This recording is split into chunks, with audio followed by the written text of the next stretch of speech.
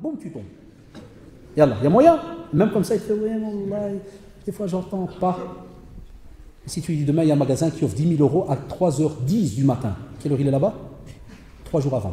Je croyais que j'allais vous dire 5 heures avant. La prière se fait à l'heure. Donc, quand on se renseigne par rapport à la prière, tous les nouveaux doivent aller essayer de voir. Et alhamdoulilah, la plupart des mosquées, en général, ici au centre, ils le donnent gratuitement, allez en bas, feuille de prière sur 6 mois.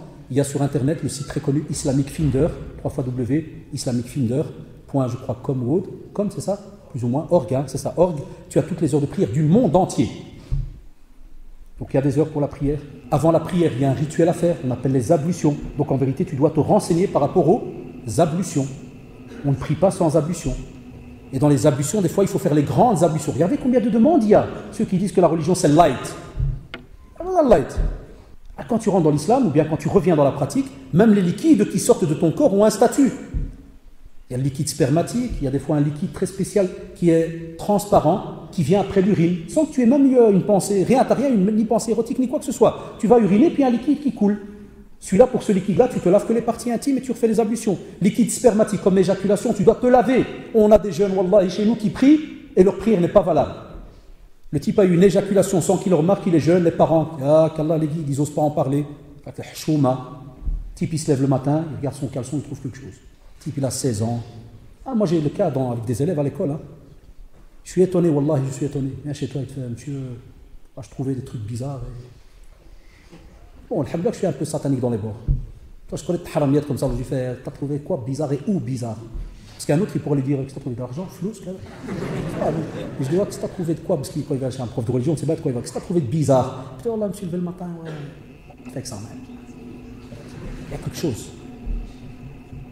Et après ça, que j'aime bien, il fait, ouais, il y a un drari qui m'a dit, c'est un cheikh islam de l'école, il y a un drari, il m'a dit que je dois me laver, et Mohamed, il a dit, mais non, qui t'a dit ça? Alors, les ulama entrent dans la cour, ils se battent. Parce qu'il y a des madahib dans la cour, hein, fais attention. Des grandes écoles juridiques à la cour. Il fait, et je dis, des fois pour taquiner, je dis, ton père, tu l'as demandé? Il va me qtel. Voilà où est-ce qu'on est arrivé. On a des imitations de kuffar entre nous.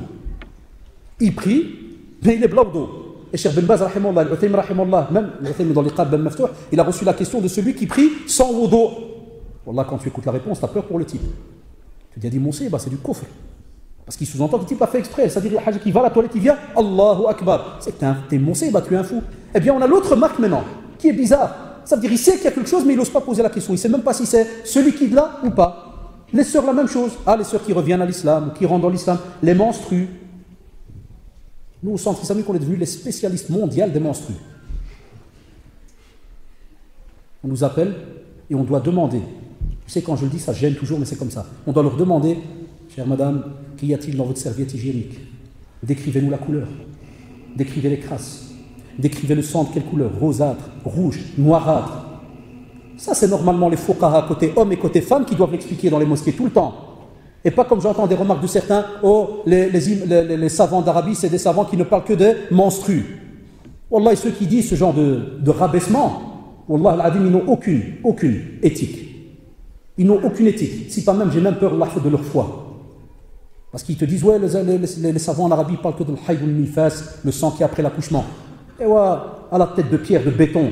Si jamais tu as les sangs de règles là, est-ce que tu peux prier avec? Et ce sang, est-ce que tu connais tous les styles?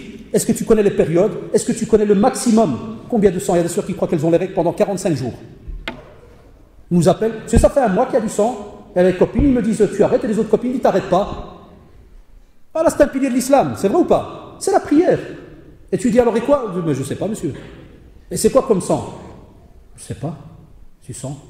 Et la couleur, mais imaginez-vous la scène. Wallah, mettez-vous à ma place. Moi, le frère Castille et d'autres frères. Wallah, tu dois dire à la personne, bon, raccrochez madame, allez voir. Je m'excuse, on va parler cru aujourd'hui. Allez voir votre slip et revenez après chez moi. Et tu dois alors, wallah, al-adim ya ikhwan, regardez, et puis après on vient vous parler de la guerre en Palestine. On a la Palestine chez nous, je vous l'ai déjà dit l'autre fois. On est des Palestiniens, mais d'une autre manière.